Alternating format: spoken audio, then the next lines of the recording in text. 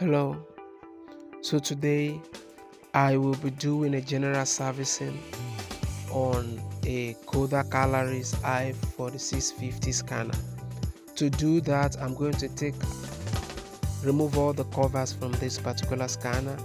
So I'm going to flip the scanner so that the back will face me so that I can get access to the scanners on the back cover. I'll remove all the screws on the back cover. Remember, when you're removing any screw from this printer, remember to label where each screw is coming from so that it will be easy for you to replace the screws in the right places, because this particular scanner has a lot of different screws at different parts of the scanner. So I'll remove all the screws on this back side of the scanner.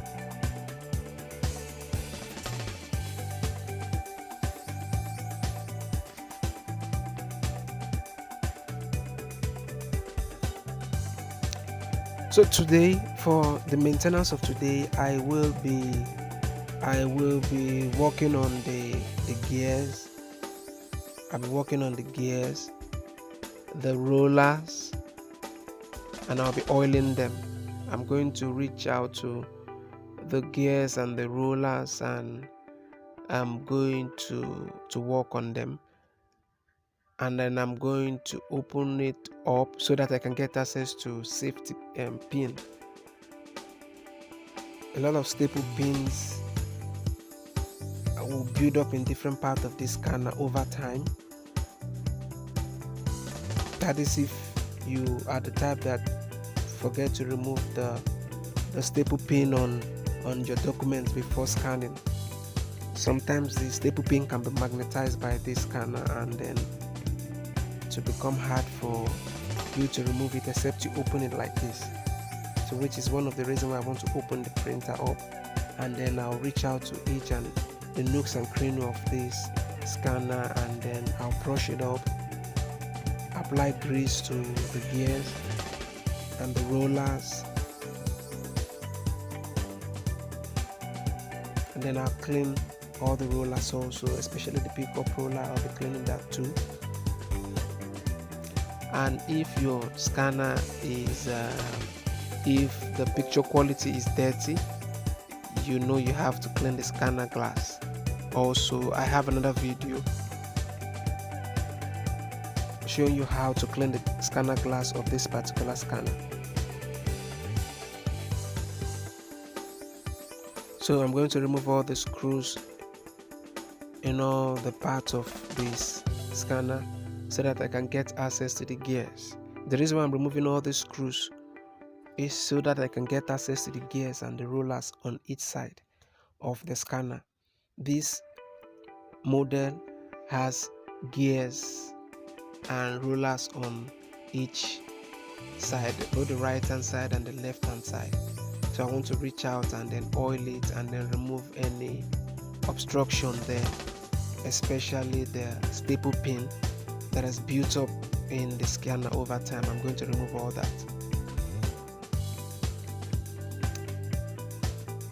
So the screws are out. I'll gently remove the back cover now. This is the back cover. The back cover is out, and you have to be very careful with each component of this scanner. Take note of where each component is coming from.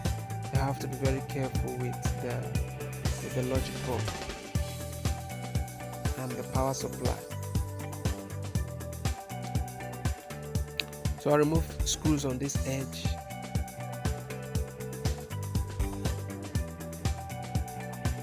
and on the other side also, so that I can remove the side covers.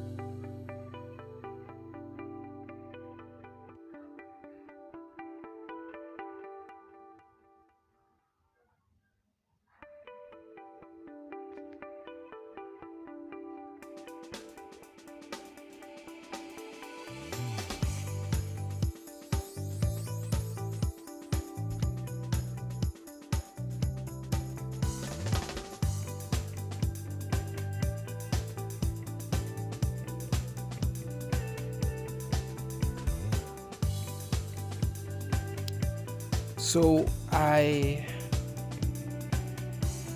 have removed the side cover and the top cover also. So you get a brush, a long brush like this type I'm using, and then I'm going to brush out any debris, dust, staple pins in different areas of the scanner. And then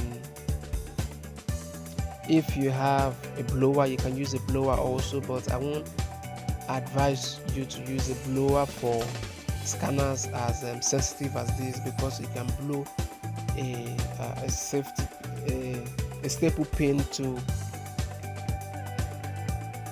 the logic board or to a part of the scanner, and then it can breach the components there, and that can damage the printer.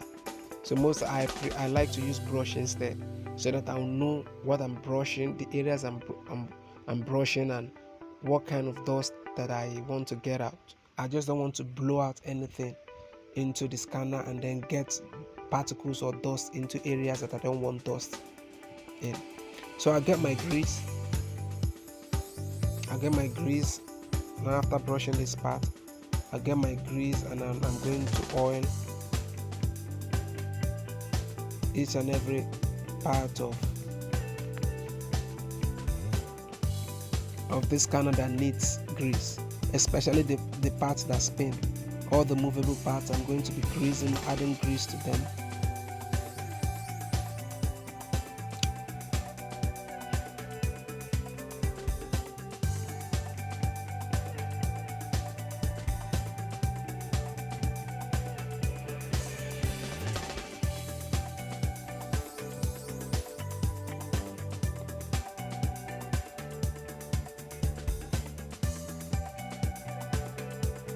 So I'm getting out all the dust on this edge of the scanner.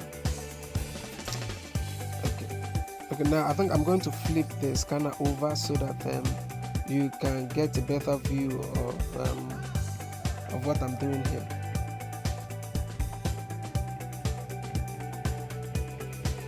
So this is the side of the scanner, and this, you can see the rollers and the gears there.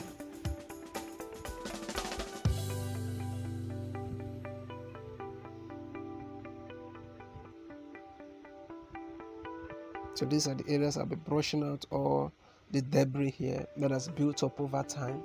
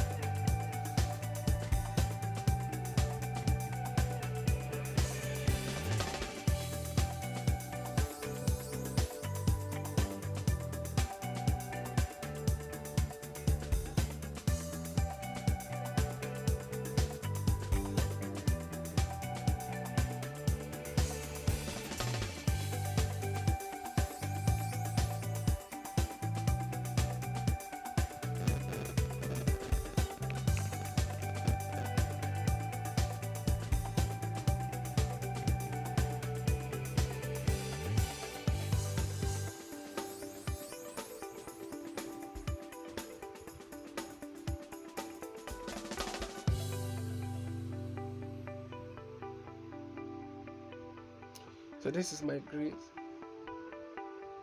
I have 3 different kinds of grease that I'll be using. This is the liquid grease.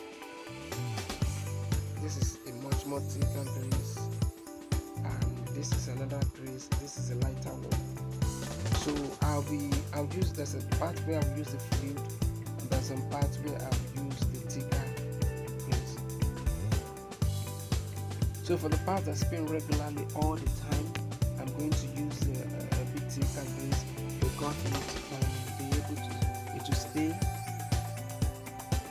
it will stay, and then over time it will melt into the gears and the roller. As it begins to spin and generate heat, it is going to melt the grease into the component, and then it will enable free movement.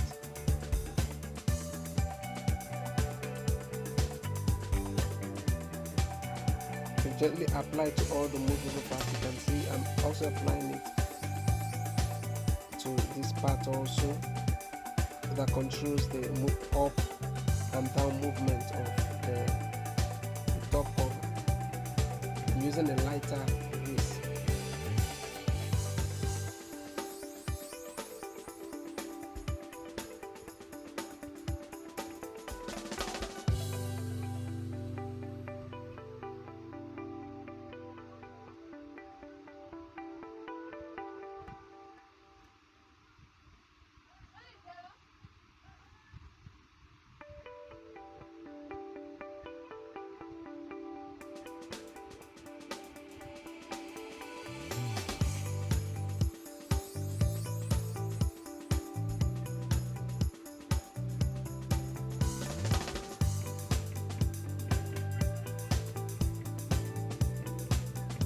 Okay, I'm using this to hold the handle so that it doesn't fall back down. I want to reach out to some part of this scanner. So that's why I'm holding with a stapler. Please don't do it so that you don't damage any components. I'm very careful. I know the areas where this stapler is holding the scanner. So I know it's not a delicate area. I know the areas that can damage it. So, but I would advise you to do it. You can just get someone to hold it with their hands for you while you apply grease to all these parts.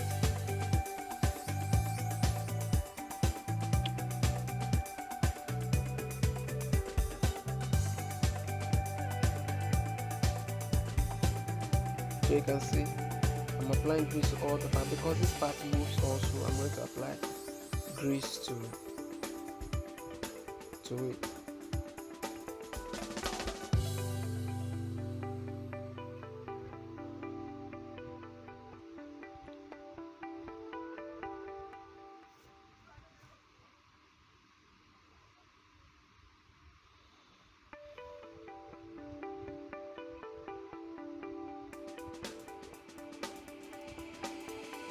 Okay, so for this area now, I'll need my liquid grease.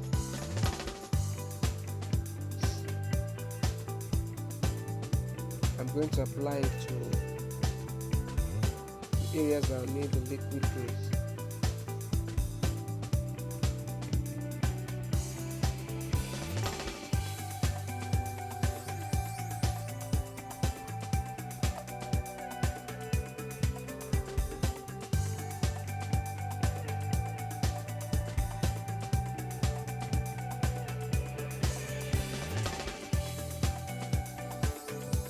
So the reason why I'm applying the liquid grease to these areas is because the regular grease will be too thick for it. So these areas need a lighter grease.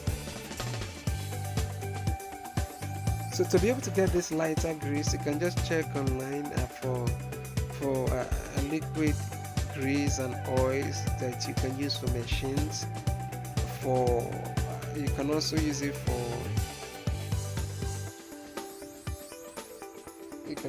different movable objects.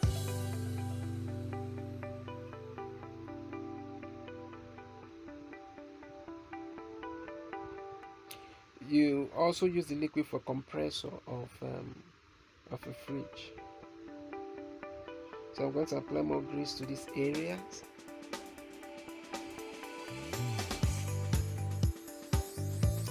Remember to like and subscribe to the channel. I have a lot of videos showing how to repair different parts of the scanner, and I was able to deal with a lot of issues that so many people face on a daily basis on scanners. And if you have any further questions, you can just hit me up in the comment section and I will respond to you as soon as possible.